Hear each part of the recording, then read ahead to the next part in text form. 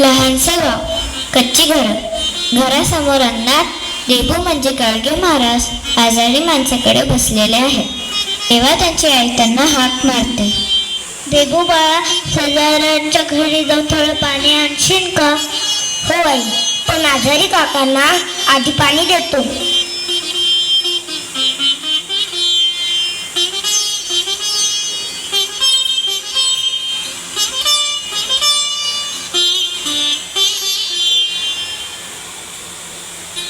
बघा बघा, हा लहान असताना दुसऱ्यांची काळजी घेतो.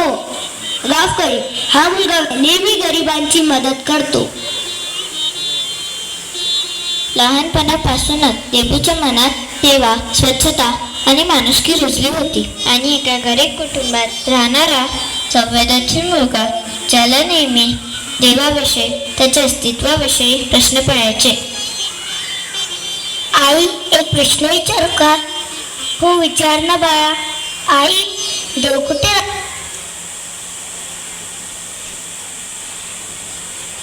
राहतो?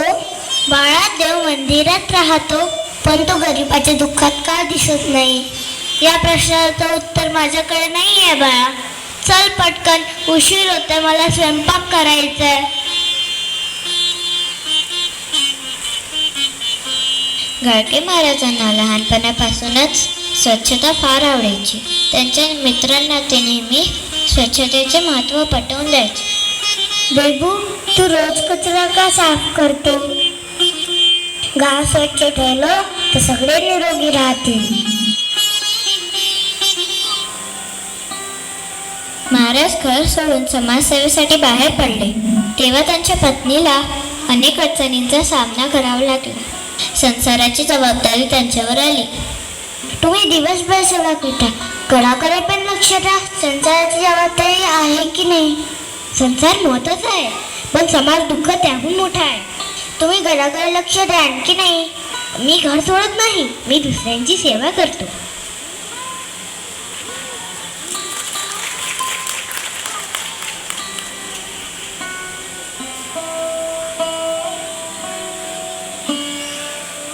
गाडगे महाराज कीर्तन करताना समाज प्रबोधन करायचे.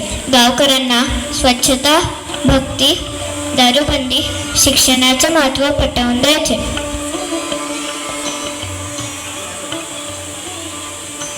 महाराज, पैसे कुठे खर्च करावे? महाराज, देव मंदिरात असतो ना. दिवे, धूप, प्रसाद दिले का खुश होतो का? मग देवाची पूजा करायची की नाही? महाराज, देव कसा मिळतो? आम्ही देवळात दान करतो, ते पुरेसा नाही का? अरे, एवढी काय गडबड करता? एक एक करून सांगा बरं. ऐका रे माझ्या लेकरांनो, देव पैशात नाही, देव माणसात आहे.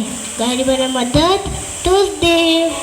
माणसाचे खरोखर देव कोणी असतील तर ते आहे मायबाप. मायबापाची सेवा करा. देवासाठी पैसा खर्च करू नका. तोच पैसा शिक्षणाला द्या. मंदिराची भर करू नका. जो विद्यार्थी हुशार, तो पैसा त्याला द्या. शाळेहून थोर मंदिर नाही, उदार देणगी शाळेला द्या. डॉक्टर आंबेडकरांच्या मायबापाला बुद्धी सुचली. डॉक्टर बाबासाहेबांनी त्यांना शाळेत घातलं. त्यांनी लहान सहान कमाई नाही केली. हिंदुस्थानाची घटना लिहिली घटना. आता हे सुधरा. कर्ज काढून संसार करू नका. तुझ्या प्राण्यांचे बळी देऊ नका. ऊच नीच मानू नका. माणसाने जाते दोनच, बाय आणि पुरुष. मग बोला की, गोपाला गोपाला देवकी नंदन गोपाला. गोपाला गोपाला देवकी नंदन गोपाला.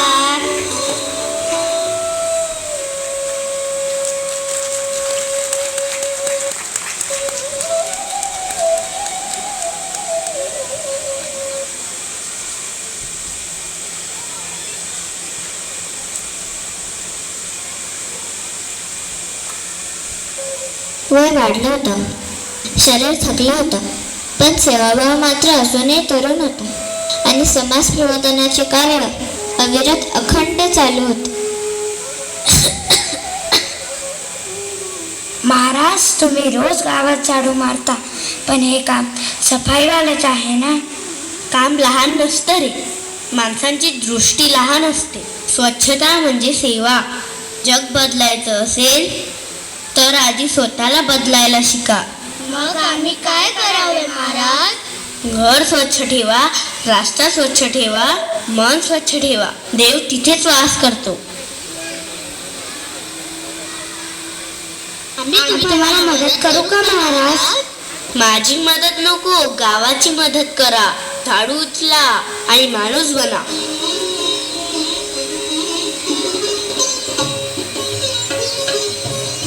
20 डिसेंबर 1956 रोजी अमरावतीमध्ये हा महान संत समाधीत विलीन झाला, पण त्यांची शिकवण अजूनही जिवंत आहे.